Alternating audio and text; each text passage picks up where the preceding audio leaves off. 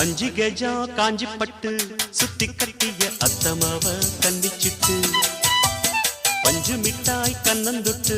புத்தங்கொடுக்க பக்கம் வந்தே ஓரங்கட்டு மாலை